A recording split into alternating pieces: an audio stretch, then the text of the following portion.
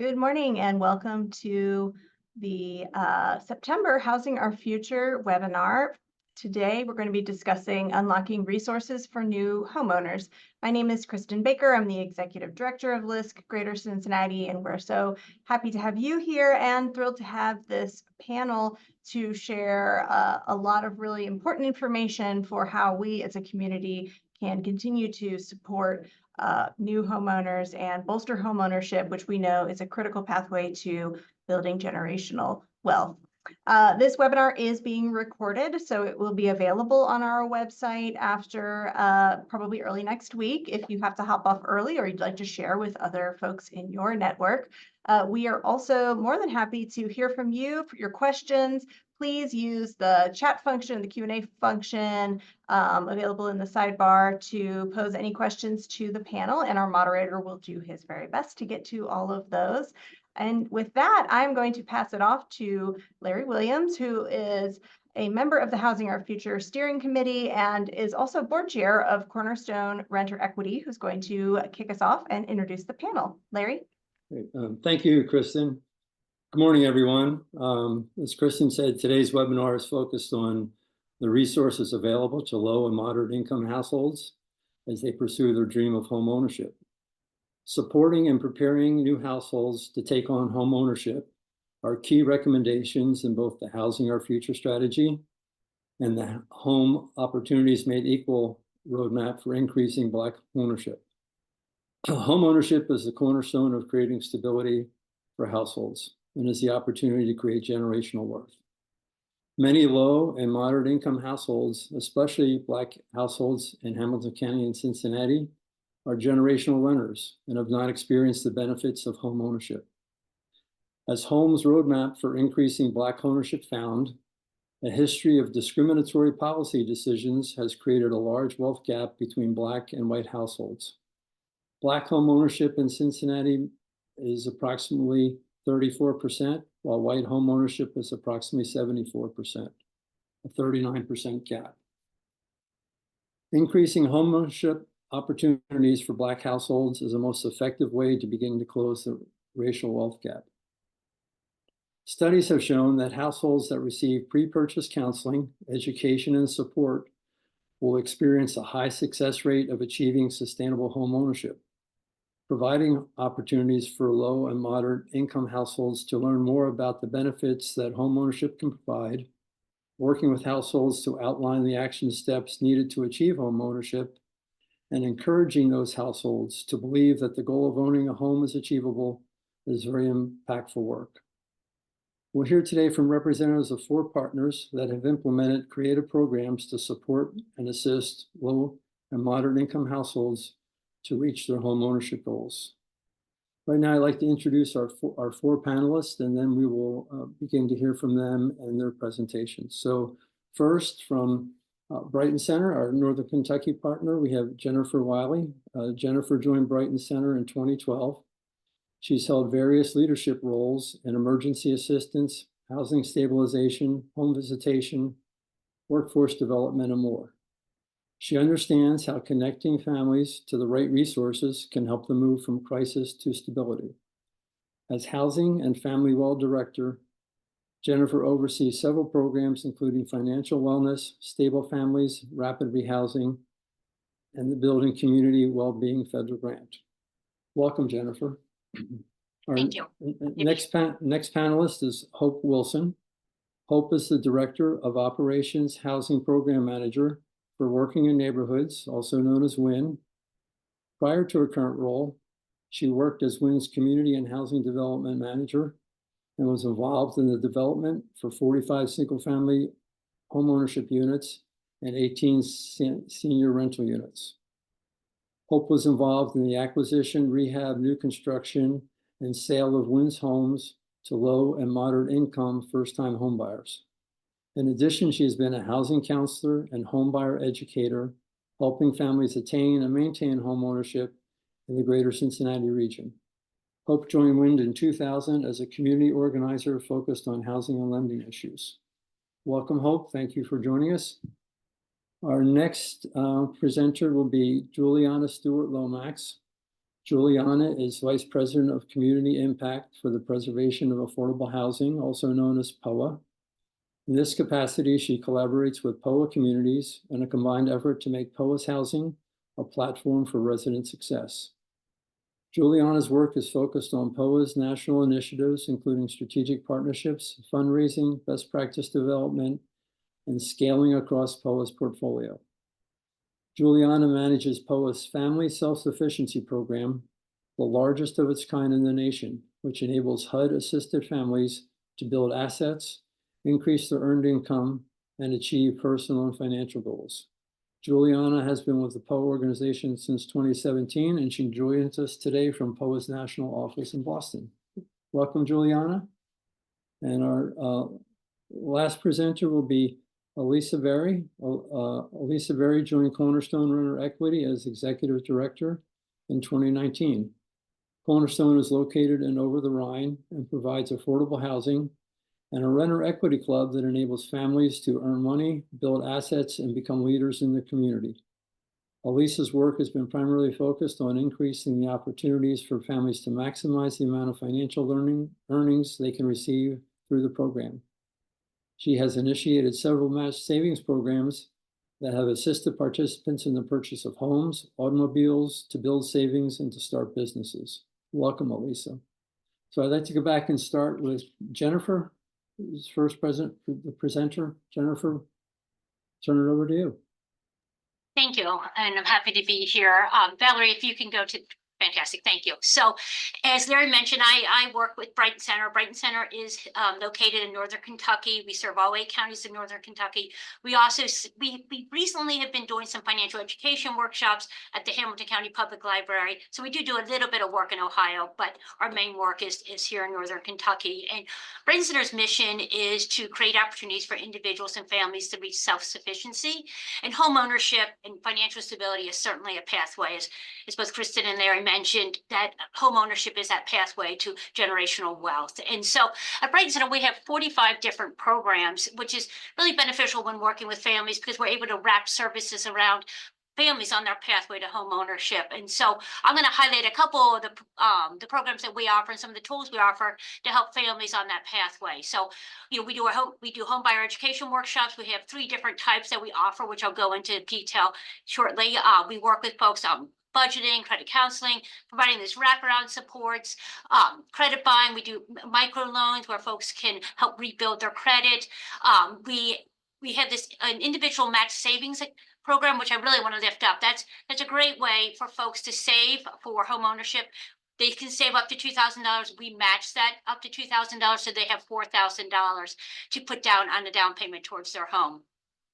We also work with local organizations to provide down payment assistance. So the state of Kentucky, through Kentucky Housing Corporation, provides a $10,000 loan that can be tacked on to the end of a person's mortgage to help with their down payment. And then the city of Covington, through the River Cities programs, also offers a $10,000 grant that folks can use for a down payment assistance. So we really want to make sure folks are tapping into those different options to help with the down payment on their purchase of their home. If you would like to go to the next slide, that would be great. Thank you. And so one of the things that I really want to lift up when we talk about working with families is that idea of partnering with families and really digging deep on their pathway forward. And so through our workshops and through that financial coaching, we're able to work with families. I talk to them about the importance of making sure they're picking the right realtor, that the realtor doesn't pick them, they pick the right realtor. They want to make sure they're interviewing the lender, make sure it's the right fit for them. Then we let them know about some of the upfront costs. So, you know, again, I mentioned we have, we connect folks to down payment assistance programs, but a lot of times, as folks know, there are some upfront costs that maybe someone hasn't prepared for. So creating that budget going in, about thinking about what you're going to pay for a home inspector, for the appraisal, and making sure folks are aware of that and prepared for that. And then really preparing them for post-purchase and what that's going to look like. So when they become a homeowner, they can become a successful homeowner. And so thinking about, even though when they have a fixed payment that fits their budget, that payment can change based on taxes and insurance changes. And most of you that no, I mean, I live in Hamilton County myself, but my house payment went up almost $100 when the Hamilton County taxes increased. So making sure folks are prepared for those changes, just to help them with their stay successful. And so we offer 3 different types. There's really like 3 different pathways to homeownership with us, or buckets. Like I was thinking about this, like we don't really have a typical customer. Everyone's situation is a little bit different. And so we have these 3 different workshops to make sure people are getting connected to the right pathway. So some folks come to us and they're ready to buy. They found a house, they've been pre-approved, they're ready to move forward. And so we can connect them to eHome of America, to a home buyers education workshop, where they're able to complete that at their own pace and as quickly as possible, and then they can get the certification they need to ensure they are eligible for that down payment assistance. Then we have other folks that come to us.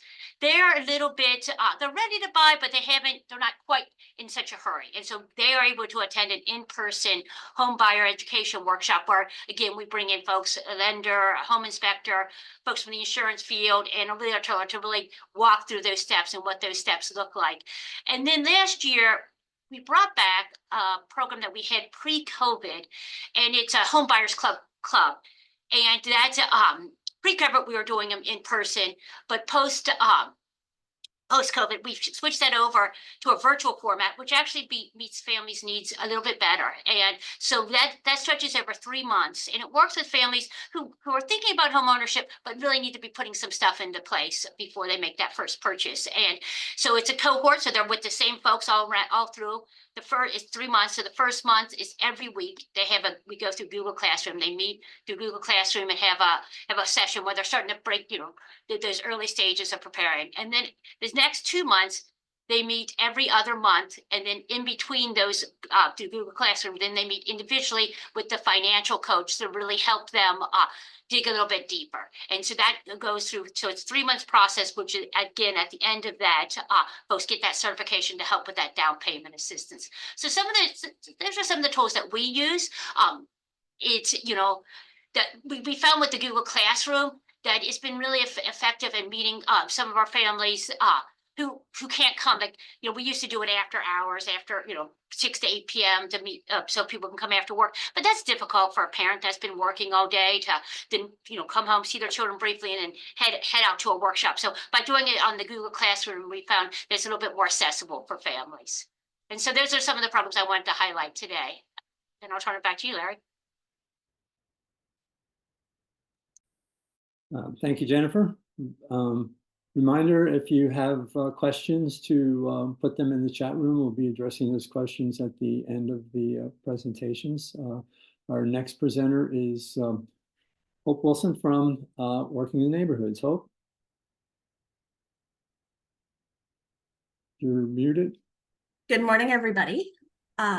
Working in Neighborhoods, we're a nonprofit HUD-approved housing counseling agency. Can you go to the next slide? Our service area is all of Southwest Ohio, including Butler, Claremont, Hamilton, and Warren counties, and occasionally in Northern Kentucky and parts of Indiana. WIN also develops homes for first-time homebuyers in targeted neighborhoods to provide that opportunity for homeownership, and works with neighborhood residents in our community building programs. Next slide, please. So WIN provides one-on-one housing counseling and group education for homebuyers, as well as financial literacy workshops. The purpose of our programs is to help families reach their housing goals, whether that's improved rental, purchasing their first home, maintaining that home once they own it, or preventing foreclosure if they become delinquent. WIN's approach in working with families is to start with a comprehensive assessment of their financial situation. We look at their pay stubs, their tax returns, bank statements, monthly expenses, and their tri-merged credit report. That seems like a lot, but all of that information they're going to need to provide to a lender. So we tell them we're helping get them ready for the loan approval process. So once we know their housing goal and have identified their current barriers and have a full picture of the finances, we create an individualized action plan to help the family start removing those barriers and moving towards their goal. And part of that could be helping them save for a down payment, improving their credit, connecting them to other resource partners in the area. WIN's one-on-one services include the rental counseling, pre-purchase one-on-one counseling, ownership, once someone owns a home, if they're considering their options for things like, should I refinance? Do I need home improvement loan? Should I do line of credit? Because we want them to be stable. Our goal is not just to get them in the home, but that they can stay for as long as they choose. And then those families who have a mortgage, have purchased their home, but may have gotten delinquent due to loss of a job, health issue, or some other hardship, helping them figure out how to get back on track. WIN also provides credit and budget counseling, and we provide match savings programs. So we have a senior home repair IDA program, which is individual development account. And in 2025, we'll be bringing back our homeownership IDA. So individuals will be in a club and complete financial coaching and education. They will save $500 and they'll receive a match that can go towards the purchase of their first home. Next slide, please. We also offer group education. So similar to Jennifer, we provide the self-guided e-home platform that individuals can do the homebuyers education at their own pace. And then they complete a 1-hour phone session with one of our team members to go over anything they may have missed on the final test, answer any questions that they have, connect them to any resources. We also offer an in-person homebuyers education every month. That's 2 Saturdays from 8 to 12:30. And we bring in partners to help us present that information. We have lenders, home inspectors, realtors, insurance agents, so that people can meet those professionals in the home buying process in a non-threatening way, ask their questions, get them answered, because our goal is that people have the information they need to make the best decision for their household that makes sense for them. And everybody's circumstance is different. We also offer a virtual option, which again came out of COVID, but has really worked out. It meets people's needs. It's 3 Tuesdays a month from 6 to 8. We cover all the same topics, so they get the information, but people don't have to drive somewhere. They don't have to find childcare, all of those barriers that are sometimes an issue for people to attend in person. So we have homebuyers education in all different formats that meets everyone's needs to be able to make sure they get the information they need. On top of that, there are other financial tools and workshops that we provide to help people continue to build their financial stability and navigate life as a homeowner going forward. We cover issues like identity theft, wills and estates, home maintenance, insurance, ongoing credit and budgeting, keys to financial freedom, keys to homeownership, life as a homeowner. So things that will help them be successful in maintaining their home ownership. Next slide, please. So as people are preparing for home ownership, we want them to ask themselves these questions. You know, why do they want to buy a home? What's the motivation? Are they really committed to this? Are they ready for the responsibilities of home ownership? Who's going to cut the grass? Who's going to clean the gutters? Who's going to shovel the snow? Who's going to keep up with maintenance? Do I have stable job and reliable income? Is now the time? Do I have enough money saved to buy a house? Or how do I figure out how to come up with those out-of-pocket costs, my down payment and closing cost? Is my credit where it needs to be able to get the best loan possible? You know, what kind of market are we in? Are we in a buyer or seller's market? And how much can I afford to spend? Lenders approve people based on their gross income, but we know people live on their net income. So helping them be realistic, just because someone else tells them they can afford it, helping them figure out what they can really afford, knowing what their other household expenses are. Next slide, please. Often there are barriers that people are challenged with in trying to get ready for home ownership. So they may not have the money for down payment and closing costs. So programs like ours help connect them to local down payment assistance programs and grants and other opportunities where they can get those funds to help them purchase. If they have issues with credit, or maybe they don't have credit, there's somebody who operates in cash, helping them establish credit or improve credit issues they've had in the past and how to use it to their best advantage. If they have unstable income sources, helping them figure out whether they need to look for new employment opportunities and connecting them to job programs. Or do they need another job or a part-time job or a side hustle that can help them get where they need to be? Looking at their debt to income. Some of the other challenges that are bigger than just the individual family that we're working with, the lack of available housing stock at their price point. We all know the housing shortage that we're experiencing in the greater Cincinnati region. So that's something that all of us need to continue to work on. Also, the lack of loan products. So WIN works closely with lenders in the area to make sure that there are loan products that meet the needs of the customers that we're serving. And it's important to us, many people, they're the first time home buyer in their family. So they don't know other people who have purchased a home. They don't know what's involved. We want to make sure they have the knowledge and tools to be successful in home ownership. Next slide, please. So for us, we think housing counseling is a big part of the success of our home buyers. So what happens when you work with a housing counselor? We help them understand their financial situation, determine if homeownership is really for them, work with them so they have the tools that they need, not only to attain homeownership, but maintain it for the long haul. And we work with them to complete the financial education they need and ultimately achieve their housing goal. So they're prepared with an emergency fund. They've learned how to shop for a loan, how to choose a realtor, what to consider, what their housing needs versus wants are, so that home ownership is a good experience for them and not a bad one. And so next slide, please. If people are interested in working one-on-one with a housing counselor, you can go to our website or give us a call. We'll have you complete the intake process. You'll be assigned a housing counselor that will work with you one-on-one.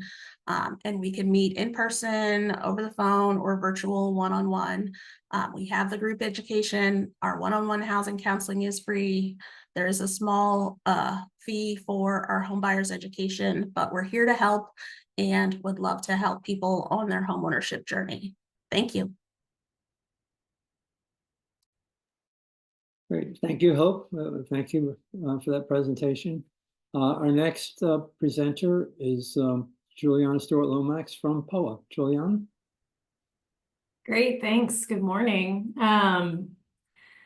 Jennifer and Hope's presentations were so fantastic that my goal is to make my presentation sound so exciting that you won't be bored by just looking at my face the whole time. So I want to talk about, primarily talk about a program that helps renters get prepared for homeownership by building assets through federally assisted housing. It sounds like a mouthful, but it's really exciting and there's a ton of potential in Cincinnati.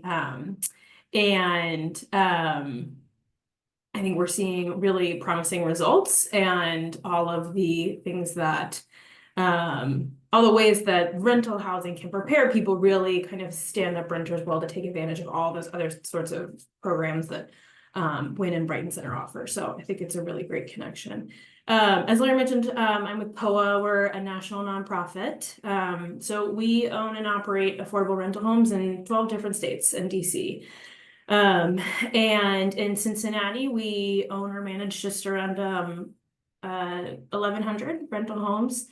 And we recently launched kind of a bigger initiative, which we're calling POWER, which stands for Providing Opportunities for Wellbeing and Equity for Renters. And POWER is really this collection of programs that are designed to make renting itself a platform for building wealth, including helping renters prepare for homeownership. We know that can be a really long journey for a lot of renters. So, we're interested in the ways that we can help renters build wealth in the rental experience, in addition to helping them prepare for what's next. So this includes things like individualized financial coaching, which we're really passionate about. I'll talk a little bit more about positive rent reporting. So renters being able to build credit when they pay their rent, just like homeowners are able to build their credit when they pay their mortgage. And then in some locations, we're experimenting with some down payment assistance where we're able to fund it, which is exciting to be able to offer. One of the kind of primary programs in this POWER initiative is the Family Self-Sufficiency or FSF program. So I know there are already FSS programs operating in Cincinnati, so some of you might be familiar. But just to kind of explain the basics of FSS. So it's a federal program that enables those of us who provide HUD-assisted housing to help our renters build wealth when they pay their rent on time. So in the absence of FSS, so the average HUD-assisted renter is paying about 30% of their income towards rent. It's designed to make renting and HUD-assisted housing fair, right? You pay about an equal share of your income towards your rent. But it actually has this punitive disincentive, which is when your income goes up, your rent also goes up. And at the same time, other benefits that you might get that are tied to your income, like food assistance, or if you get childcare assistance, or qualify for heating assistance, all those other things are going to go down at the same time. So the gap really widens, and work on its own just doesn't pay for a lot of our renters. And so what FSS allows us to do is say, okay, as a renter, if you work more, or if you take on a new job, or you take on more hours at work and your earned income goes up, we will take a portion of the new higher rent you're paying, we'll set it aside in a separate savings account. And we like to call it kind of save your raise. So in the same way that, if I'm renting a market rate apartment, I get a promotion, I take on more hours, and my income goes up, that's more money in my pocket. FSS tries to kind of correct the disincentive in HUD-assisted housing by replicating that. So let's say, for a simple example, I pay about $500 in rent every month. My income goes up from a job, and I'm now paying $800 a month. Each time I pay my rent, the $300 difference between what I paid before and what I pay now goes into a special savings account. So in 12 months, I could save $3,600.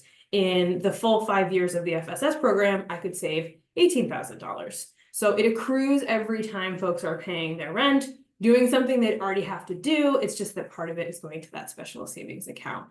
And we believe that's a really powerful asset, and should be seen as an asset. And we're seeing a number of folks use that asset to prepare for homeownership. One of the requirements of the FSS program is to set and achieve goals. These are totally set by participants, so we don't tell you what your goals need to be.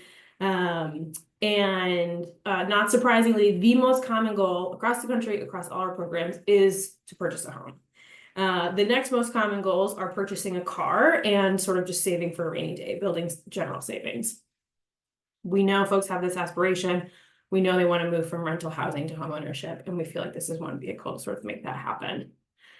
So our approach to this program, again, this is not a new program. It's been around for several years for public housing authorities, but for a private landlord like POAH, over the last few years, we've had the opportunity to do it as well. And there are some things that set certain FSS programs apart. And increasingly, in our approach is to take a financial coaching lens. So instead of offering financial services as an option or referring people to other providers for that, financial coaching, and coaching in particular, is the sort of primary vehicle that we use to deliver the program. So every participant is matched with their own personal professional financial coach. And we have a fantastic partnership with Cincinnati Works to deliver the financial coaching. And so the first person that you hear from is that coach. They're the one doing outreach, they're the one enrolling you, and it's really based on the aspirations that you have. It's really based on your goals, which is something that we hear time and time again from participants. The relationship I build with my coach is one of the best parts of the program. We've also found it's really helpful for thinking about the sort of bigger picture of financial health. A lot of our participants want to improve their credit, but they tell us that they experience a lot of shame or a lot of fear around even just talking about their credit. So having someone like a coach who makes you feel, creates sort of a non-judgmental space and is open and can connect with you without making you feel shame or guilt or fear is really important to making steps towards improving your credit, reducing certain kinds of debt, and kind of looking at the bigger picture of financial health. So we've seen a lot of impact from this financial coaching model, not just on helping people earn more and save more, but really holistically thinking about their financial health and sort of assembling some of those pieces that get folks ready for homeownership. I think that nationally, so we've been doing this program nationally since 2016, the results sort of speak for themselves. So we've served over 800 families, and those 800 families have saved $3 million since 2016. $3 million is a nice number, which is great. It's big, it's impressive, but the more important thing is that's $3 million that just would have been transferred to a landlord by HUD. So that's $3 million that's on the table for renters to be able to earn back through the program. We don't have to pay for it. The federal government has already allocated it. So it's money on the table. So part of how we think about FSS is renters should be saving. Renters should be able to build assets while they are renting. That money is out there. Let's help them get connected to it. The FSS program is 5 to 7 years, sort of 5 years at base. You have the option to extend, and we feel like that's really important because we do see that there are these ups and downs, right? Folks go in and out of a certain job, or life happens and they have to step back, or they say, you know what, I'm going to step back from work because I think I want to go back to school for something that will help me reach my goals on the other side. So in the 5 years that we've been running the program, we've had about 120 graduates, meaning they've fully completed it and have graduated with their savings. 99% of those graduates have saved something in escrow, which means 99% of those folks have earned more money while they're enrolled in the program. And on average, nationally, folks save about $10,000 in the FSS escrow account. Some save upwards of $20,000, some save a little bit less, but on average, it's about $10,000. In context, most folks enter our program earning $10,000 a year. So the ability to save $10,000 a year when your income at entry is just $10,000 is pretty remarkable.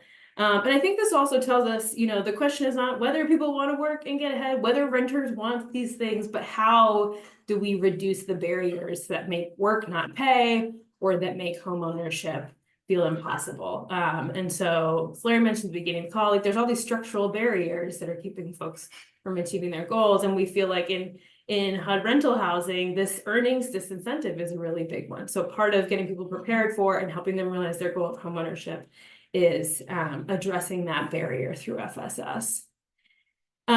We're also seeing that in places where housing costs are more affordable, high rates of exit directly from subsidized housing into homeownership. So for example, in Kansas City, we've been running this program for about 6 years. 60% of our FSS graduates move directly into a home, which is really, really remarkable. I live in Boston. Those rates are a little bit lower here. Housing prices are really, really, really high. And we also don't want to force anyone to leave their community. There are a lot of great communities where folks want to stay as renters, where the price to purchase is just too significant. You know, that's why it's not a requirement that you move to homeownership. It's just an option. We just want to help you make progress towards your own goals. So we know the program works. We know that graduates have transformative experiences. But also in the last few years have been really disruptive in a lot of ways. And we're definitely seeing an impact on participants in terms of employment and some of the barriers that folks face in their sort of overall financial health. But we're still sort of tracking towards those outcomes. So for example, in Cincinnati, we launched FSS in 2020, which is a really interesting time to launch the program. And we've certainly seen slower rates of folks returning to employment. But 61% of current participants have savings. That means, you know, the majority of folks are earning more, and on average have saved just under $4,000. So, you know, in a few years, and that's folks who have maybe enrolled in 21 or 22, you know, folks are saving. And again, the majority of participants want to move into a home, and that remains the most common goal.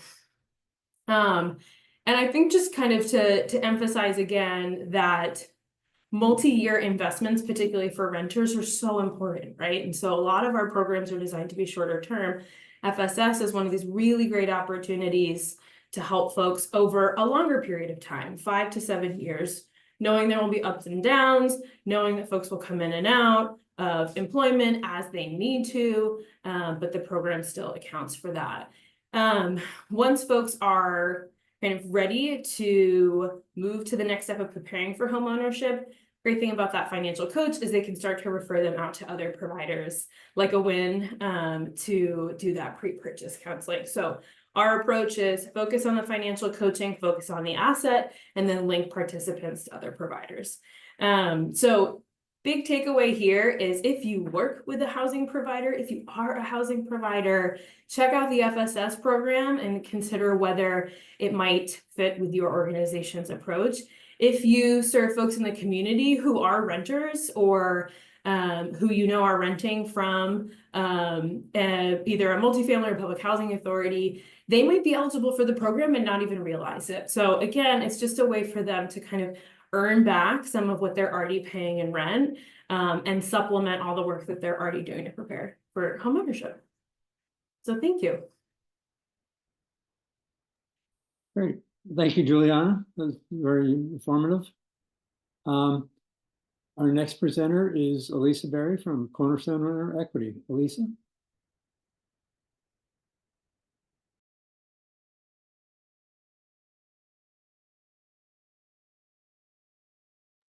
Can you all see my screen?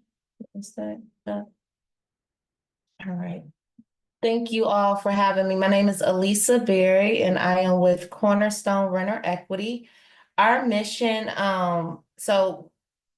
are a community-oriented partner providing customized family-centered approach to asset building and personal growth. We are located in Over the Rhine, so we are a place-based organization. We serve families living renters in Over the Rhine. We provide affordable housing. So we do have some affordable housing units that we own and operate for safe, affordable housing, but we really work with renters that are living in affordable housing units in Over the Rhine. But we do much more than just provide the affordable housing. We really are working with families to help them build assets. And we're doing that through this coaching and goal attainment support.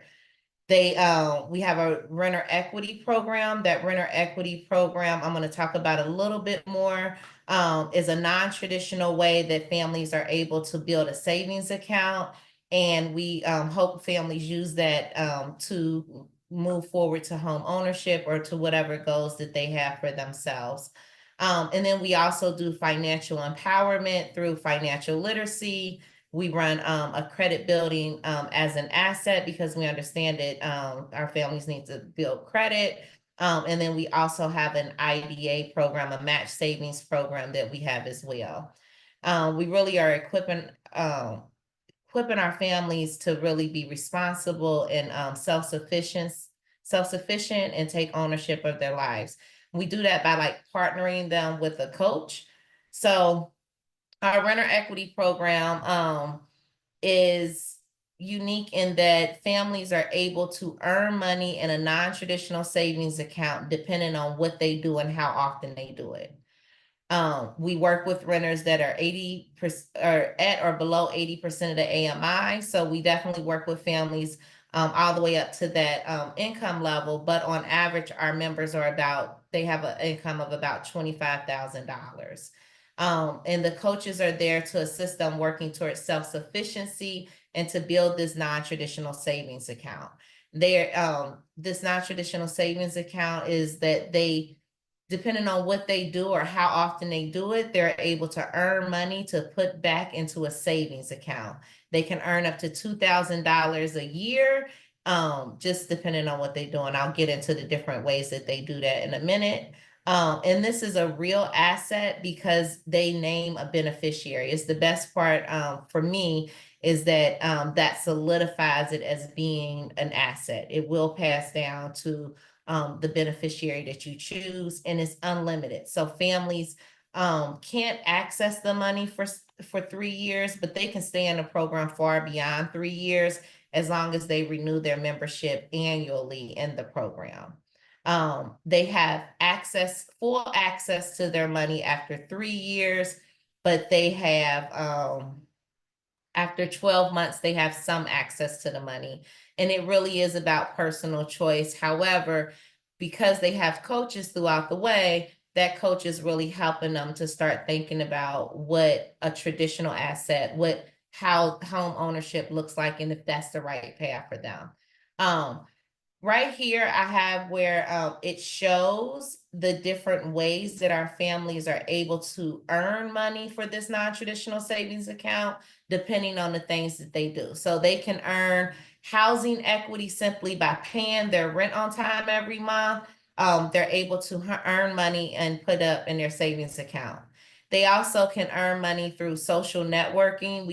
We believe that families, we are more stable as we build a good social support network. I know that I have a good social support network that helps me, and we want to help our families be able to build that social networking as well. So doing things like picking your neighbor's child up from school and bringing them home just because your neighbor is maybe working late is a way that you could earn social networking credits. But you could also do that by coming to social events and having your kids in sports where they're learning about being social. We do health and wellness equity where they are, as long as they're taking care of their health and their wellness, going to doctor's appointments, NA meetings, mental health therapy, even walking. We have a lot of ladies that do a lot of walking. They're coming by the office to tell us that they're walking. They're earning equity by doing that. But we're also wanting to get our families prepared. And so we do in-house financial literacy classes. We do credit building as an asset. And those are ways also that families are able to earn equity. Even if they're paying off credit cards, they're showing us that they're paying it off and not necessarily adding to the credit card. They're able to earn equity that way as well. And then we really want to empower our families in the community. So we give them community equity where they're able to earn for going to community council meetings, volunteering in the community, doing block cleanups and things like that. And then finally, because they're paired with a coach and we know that we want to help people grow, we're giving them equity for personal equity, which is going back to school, working on setting and working on goals that you have for yourself. And we do a lot of work with giving people equity because they're in school.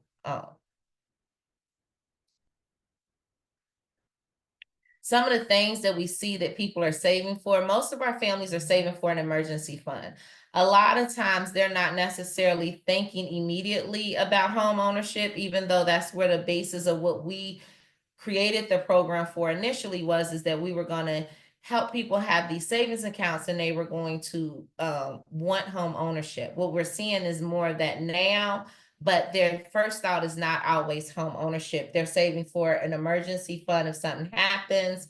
We have a lot of people, grandmothers, who are saving for holidays or special occasions or even vacations, because when we're working with low-income families, sometimes they don't have enough money to save up for their own vacation, and this gives them a way that they can save for that. But what we're seeing now over the past couple of years is that we're helping families start thinking about home ownership more. And these families are starting to explore what they need to move towards home ownership. So they're coming to the credit building as an asset class. They're starting to say, what do I need to do? How can I get in the IDA program? How do I go and build my income in the point where it will get me into a space where I can go buy a home? And so we're really helping our families get into that position through workforce development, sending them back for getting certificates and careers, and really helping them grow in that way.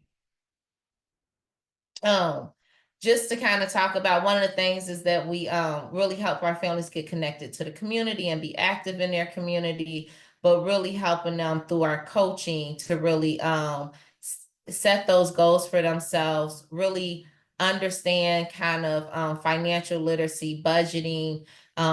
We're bringing in different bankers, helping them set up bank accounts, helping them get those small loans from the bank that helps to improve their credit, getting secured credit cards and things like that. And then we're helping them grow in that way. And this just kind of gives some outcomes that we've had over the past year where collectively our members have over $100,000 saved. And on average, that they have about $1,200 in their savings account. And we look at that as a pretty big deal because we know that most Americans don't have $400 for an emergency, but our families are building equity, building this equity account, and they have on average $1,200, and just some other things that we have from our.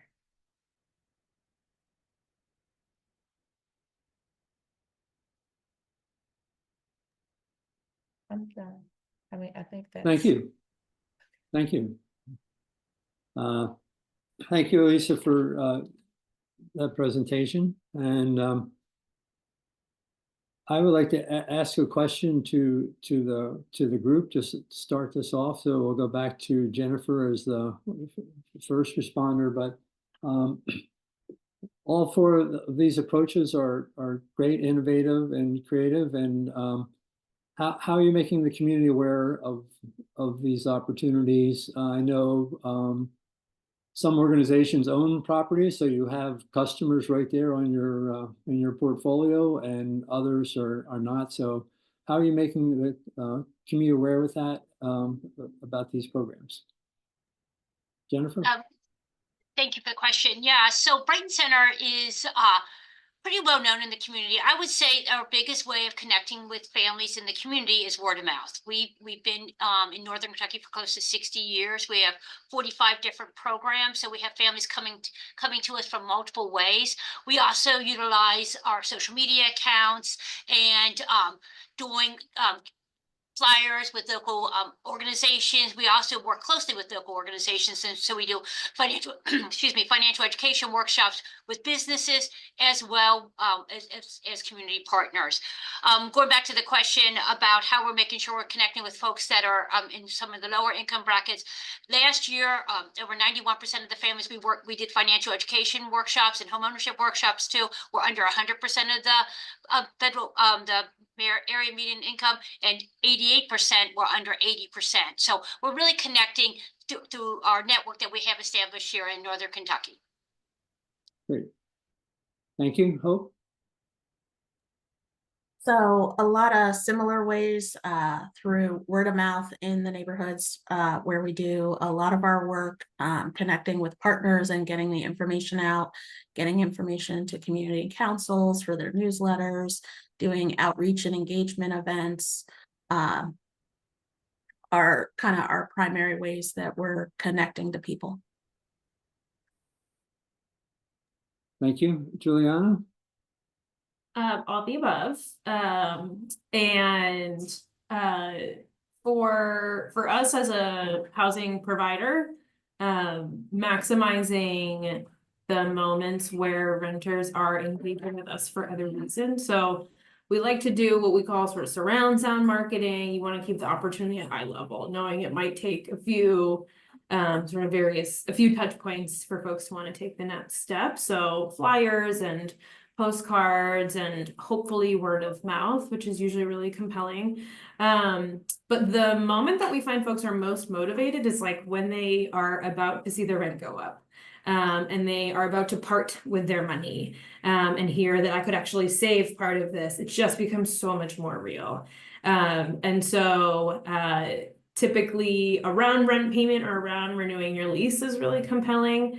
And we've found that like as real as it could feel in the moment is probably the best time. We think it's so aspirational. It's so great to talk about what could be, but getting it down to the level of like, this is the moment I'm going to feel it is probably the moment I'm most motivated to take action. Great, thank you. That's always a motivator when you have an alternative to paying your landlord or putting it into a savings account. So, Lisa? A lot of the ways that people have mentioned, word of mouth. We do lots of community events because we're really place-based in Over the Rhine. So letting people in Over the Rhine know about the services that we have. And that's the biggest way. And talking to our partners that are in affordable housing units to let them know, let their renters know of the program that we have here in Over the Rhine. Good, thank you. One of the questions in the chat room is, could you please share any measurable outcomes you're tracking, moving people into homeownership and collecting data? I think that's an important part of the Housing Our Future strategy was data collection. I also know it's part of the Homes Black Ownership is data collection. So do you have any success numbers to share? I know $3 million was Juliana's sharing, but how many homeowners are you moving, or what is the activity level? Jennifer? Yes, so we track a lot of different outcomes around homeownership and housing stability. We track how many folks come to our home buyers education workshop, and then how many eventually become homeowners. So last year we had 48 people who participated in our home education workshops become homeowners. We also track the number of folks that stay stably housed, whether that's rental or homeownership, up to 12 months after they become housed. Thank you. Hope? Yeah, so we like everybody else track lots of numbers. So one of the things we do, like with our home buyers class participants, we send out surveys either 3 or 6 months out to see if they actually purchased, if they have made changes with their finances, and track that information to see, are they on their goal, make sure they know that we're still here. With our folks who are in one-on-one, we're tracking measures like, have they saved? If they come in with debt, no savings, how many people have reached at least $500 in savings? How many people have improved, their credit score by 20 points or more? How many people have purchased? And so, we're always tracking those measures to make sure our programs are helping people reach their goals and that they're successful, and use that data to adapt our programming to meet the needs. Thank you. To build on some of those things, as our primary audience is renters, and we believe this program can set folks up for home ownership. But again, it's their goals. It's not our goals. So we don't explicitly say this is a home ownership program.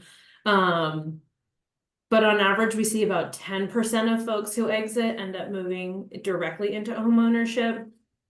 A lot of folks might do so later, and that's still a good outcome. We just don't continue to follow them, in part because of the limitations of our resources. We'd love to, but we might work with someone who moves from subsidized housing to a market rate rental and then eventually becomes a homeowner, and that's great too. Part of the way we think about it is, if we can help you take the next step, we're also freeing up an affordable unit for another family that needs it. So we want to just have this very virtuous cycle of housing where folks feel like they can take the risk of moving out and not having the security of a subsidy, because they've built the financial tools to do that. And again, that allows us to open up a home for another family that needs it. It's a lot cheaper to open up an existing unit than to build a new one, right? Especially right now.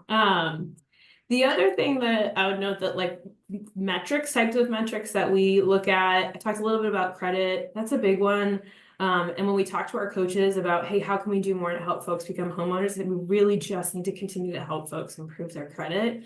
We also look at debt, types of debt, derogatory debt. Coaches do a lot of work around auto debt, just debt that can be really limiting options for renters who maybe are earning, decent income, but are struggling to get out of a debt cycle. As I mentioned before, we're also launching positive rent reporting separate from FSS, but such a really great tool and kind of an example of another structural barriers. Like, why don't renters get credit for paying their rent on time, right? You're doing the right thing, you're managing an expense, and you get no credit for that. And so, it's another way to think about how you maximize the things that renting can do to prepare folks for becoming a homeowner. Great, thank you. Elisa? Oh, yeah, we do a lot of tracking. We have a self-sufficiency matrix that we do quarterly with our residents, our members, so that we can see how they're moving up the self-sufficiency scores, and if they're moving from crises, to thriving. And then we collect a lot of data around how they're earning in the different ways and how much money they're saving. And so we definitely collect those metrics. I think similar to Juliana, we're not only about, it's not solely a home ownership program. And so we're measuring, we are looking at how many people move into housing, but we're also measuring how people are growing along the spectrum. Are they opening bank accounts? How are we getting them in school? Are they getting certificates? Are they moving their income up and things like that? Great, thank you. I know barriers have been identified by all four of our panelists here with regard to households moving forward toward home ownership. But what do you see in the way of what other barriers, generally speaking? I know inventory policy. What can be done to, in your estimation, to remove some of the bigger barriers to the issue that we're facing with regard to affordable housing? Jennifer? Yes, that is also a great question. And one of the things I had meant to highlight earlier was, we have our IDA program, and we have several folks who are ready to cash out. They have, they've done their savings. We can match it. They've been approved for a loan, but the loans that they're approved for can't meet the price of the housing in the community. So they're approved for loans like 150, 175,000, and a lot of the homes in the area are going for over $200,000. So that's been a real barrier. And so Northern Kentucky Area Development District, which Brighton Center was a part of, so was LISC, and so was United Way, conducted a housing study last year. And what that housing study is telling us is that we need to build more housing.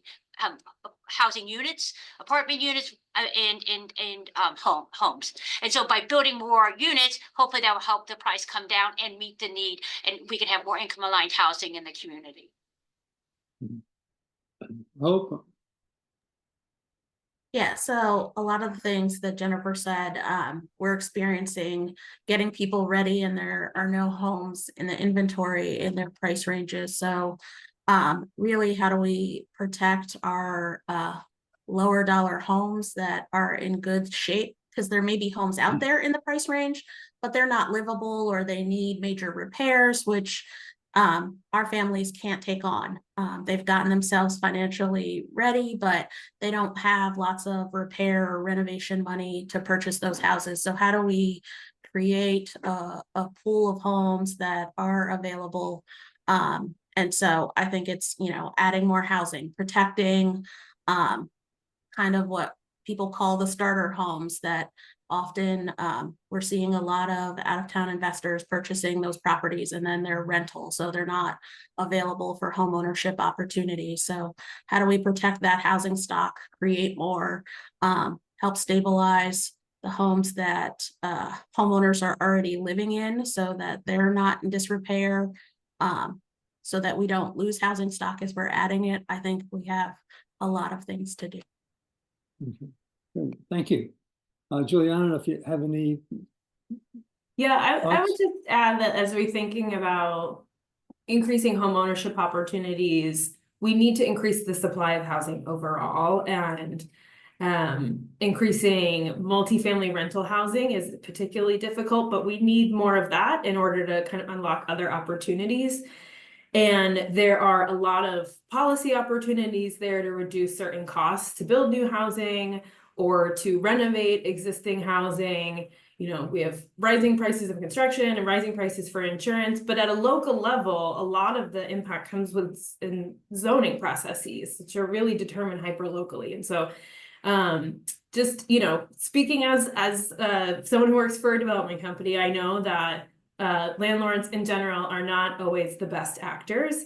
I also know that nobody who works in the housing system has enough resources to do the job the way it needs to be done. And renters are the people who typically end up bearing the cost of that. And so if anything, we just need more resources, and we need more support to landlords, and we need more rental investment in order to strengthen the housing system. And local organizations and neighbors and local homeowners can have a really big impact on how resources are allocated. So you know, as much as we want to prevent bad actors, we also really need just more resources into the housing system as a whole so that renters get a better product. Renters get cleaner, safer housing. They get more service. We have enough people working to repair units. You know, I think while this is a really huge problem, so much can happen at the local level to support increased investment in renting. And our hope is that continues to unlock more ownership opportunities because you're sort of meeting the supply needs across the spectrum. Great, thank you. Those are really great thoughts. Lisa? I think the biggest thing that I would think is that, like Hope said, being able to preserve the housing, the starter homes for families, those homes being bought up by the investors, the out-of-town investors, has really just changed the market, and where now a starter home is $200,000. And like Jennifer said, our families aren't being approved at $200,000 to buy a house. And even if they were approved at that, we'd be trying to figure out how they were gonna be stable in that house over a long term. So I think, to me, I think that is a big thing that has to be looked at and figured out as we move forward. Great, thank you. Well, I think that's a great wrap-up question. So I would like to thank our panelists. I'm going to turn it back over to Kristen and thank them for sharing all of their ideas and the work that you're doing in the community. It's so impactful, so we greatly appreciate it. Kristen? Great. Thank you, Larry. And thank you to our panel who are really doing such important work to support homeowners here in our region and support new homeowners. So we have provided a lot of links in the chat for resources that are available for you, for homeowners. Please feel free to share those. Please feel free to reach out to us if you have any questions on any of that. And with that, we're going to wrap up. We really appreciate all of you joining us today. We are intending to have one more Housing Our Future event this year before 2024 comes to an end. So stay tuned for more information on that. Please, again, use the resources shared on the website to help promote homeownership. We appreciate everyone joining us today, and thank you very much. Thank you. Bye.